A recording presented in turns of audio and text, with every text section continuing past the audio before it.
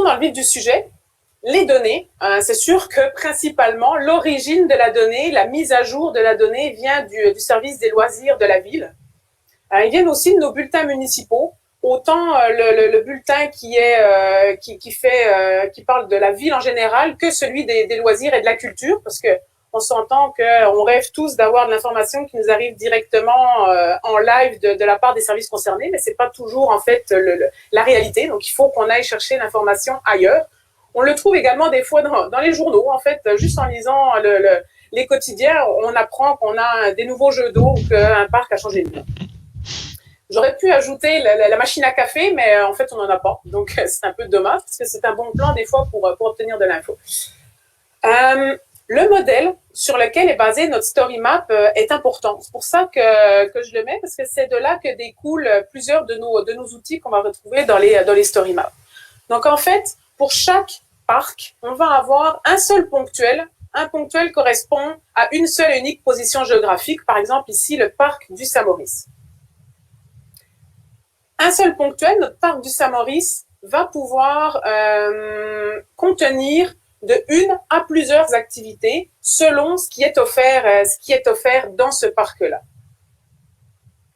Donc là, par exemple, parc du Saint-Maurice, vous le voyez, j'ai un champ d'information pour chacun de nos types d'activités. Donc là, on est dans autant de l'activité estivale que de l'activité hivernale.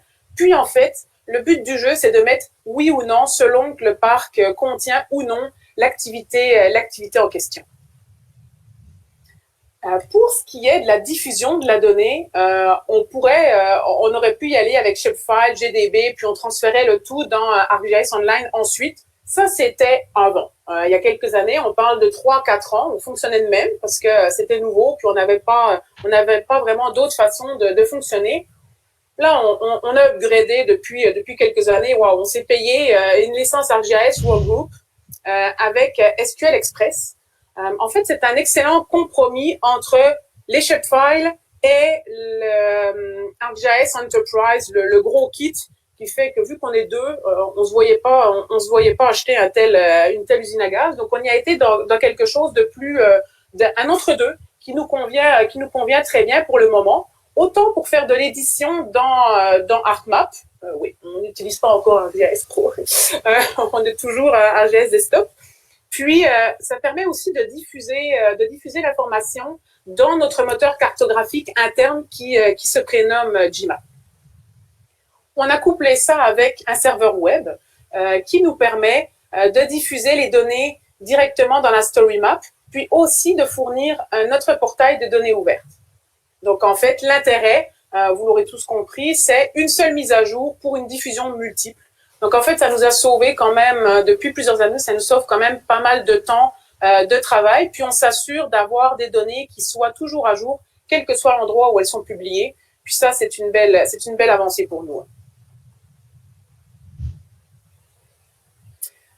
Comment sont montées nos story maps pour les activités estivales autant que pour les activités hivernales? On parle d'une story map de type series, donc sous forme d'onglets. Je vous cache pas que ces story maps ont évolué dans le temps, mais depuis le début, on a vraiment choisi d'y aller avec des onglets. Comme ça, les gens en fait choisissent ce qu'ils recherchent. Est-ce que les gens sont à la recherche d'un terrain de soccer? Bon, ben, ils vont aller cliquer dans le terrain sportif, puis ils vont avoir exclusivement ce qu'ils recherchent. On a, depuis l'apparition de la story map de type cascade, on a fait un waouh, on a adoré le concept. Donc, on s'est dit comment est-ce qu'on pourrait l'intégrer dans nos cartes. Ben, en fait, on en a profité pour le mettre en page de présentation. Je vais pas switcher directement sur la carte parce que à distance, je suis pas sûre que ça fonctionne. Donc, en fait, je vous ai fait des captures d'écran, mais vous pourrez vous rendre ensuite sur le site internet pour essayer par vous-même. Donc, le type cascade, nous, on adore ça parce qu'on trouve ça très, très moderne, très communicant, un excellent outil de communication, autant pour des photos, y placer des belles photos, que pour y placer des chiffres, ou en gros, c'est vraiment une belle page de présentation où on peut mettre l'information que l'on souhaite. On y a aussi été avec un fond de carte, un fond de plan personnalisé. Parce que nous, en fait, en 2016, la ville de Shawinigan, on a fusionné 7 municipalités ensemble. Il y a plusieurs années déjà, il y a quasiment 20 ans, mais en 2016, on a harmonisé nos noms de rues. Parce qu'on avait dans certains secteurs, on pouvait avoir en fait 3, 4 fois le même nom de rue selon qu'on était dans une ancienne municipalité. Donc on a harmonisé ça, puis pour avoir des fonds de plan qui soient à jour très rapidement, il a fallu qu'on trouve une solution pour les monter nous-mêmes. Donc, on en a profité quand l'outil ArcGIS Vector Tile Style Editor est sorti. Ça nous a beaucoup aidé, nous, à monter nos propres fonds de plan. Puis, en plus, on les rendait un peu plus fancy. Là, on y a été avec l'option crayon de couleur. On adore le style que ça donne. C'est assez neutre. Ça nous permet de bien positionner nos points puis qu'ils soient bien visibles dans notre story map. Je vous le dis parce qu'on le trouve quand même assez peu souvent sur les story maps ailleurs. Puis c'est dommage parce que ça donne de quoi de très personnalisé. Également, des caractéristiques techniques dans les onglets. On n'est pas juste dans une carte. C'est toutes nos onglets sont bâtis sur le type Web App Builder. Ça nous permet d'ajouter des outils supplémentaires de recherche qui sont primordiaux pour nous. Donc, je vais vous les présenter dès maintenant. La recherche avancée, ça, c'est important pour nous parce que ça nous permet, en fait, d'aller chercher autant nos activités hivernales. On va rentrer dans la recherche toutes nos activités hivernales qui permet de rechercher, par exemple, si je commence à taper CUR, ça va me donner le centre municipal de curling. Donc, en fait, les gens vont pouvoir chercher par spot, ou alors ils vont pouvoir directement utiliser nos adresses pour se géolocaliser au bon endroit, puis en fait trouver les activités qui pourraient être à proximité de leur lieu de résidence.